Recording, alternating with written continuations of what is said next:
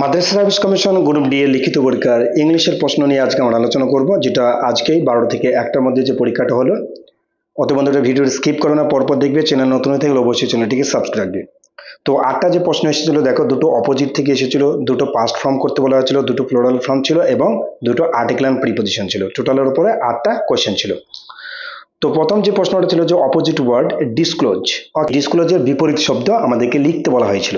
যেখানে ডিসক্লোজের মানেটা কি? ডিসক্লোজ মানে কোনো কিছুকে প্রকাশ করা, ঠিক আছে, প্রকাশ করে দেওয়া।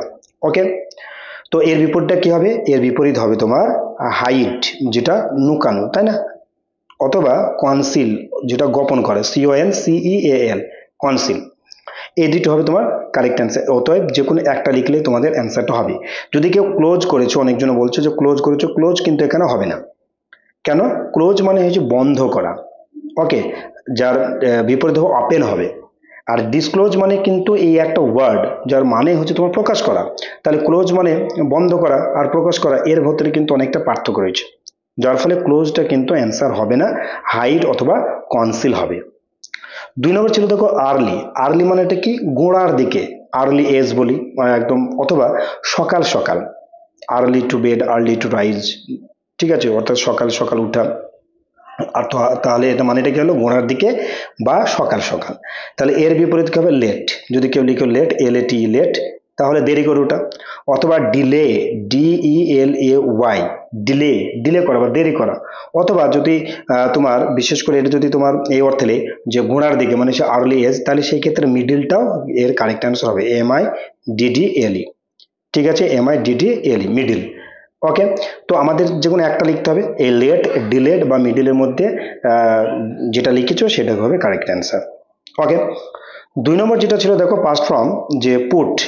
পুটের ফার্স্ট ফর্ম অর্থাৎ V2, এটা V1 পুট, V2 পুট এবং V3 পুট, অর্থাৎ পুট পুট, এটা হবে অ্যান্সার। অর্থাৎ পুটটাই তোমাদের হবে কারেক্ট অ্যান্সার। ইট হচ্ছে V1, আমাদের ফার্স্ট ফর্ম বলেছে মানে V2, তাহলে কি ATE, অ্যাট। যারা ইটেন করেছে তাহলে ভুল, কিন্তু ইটেন হচ্ছে পাস্ট পার্টিসিপল, অর্থাৎ ভার্ব থার্ড ফর্ম, কিন্তু আমরা সেকেন্ড ফর্ম হবে ATE।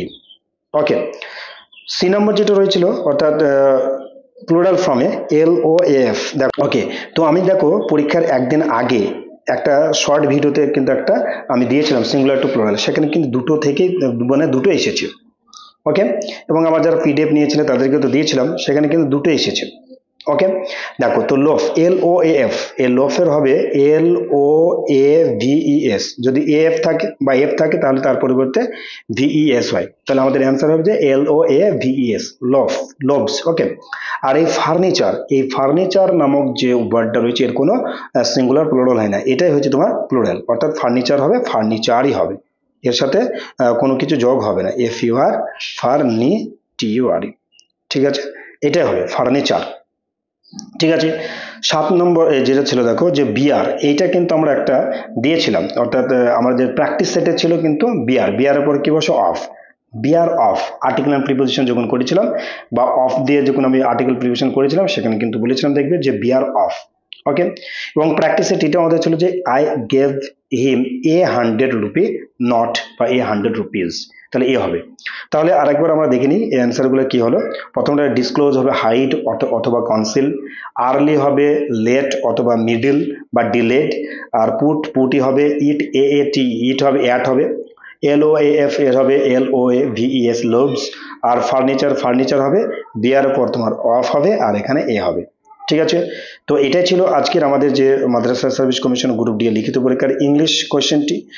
তো ম্যাথের কোশ্চেনটি আমরা তার যে পার্ট নিয়ে আলোচনা করব, তার সমাধান। ওকে, অতএব বন্ধুদের কাছে রিকোয়েস্ট, তোমরা ভিডিওটি দেখার জন্য অবশ্যই আমাদের চ্যানেলটিকে সাবস্ক্রাইব রাখবে, নোটিফিকেশন পাওয়ার জন্য বেল আইকনটা অবশ্যই অন করে রাখবে। ভালো থাকবে, সুস্থ থাকবে।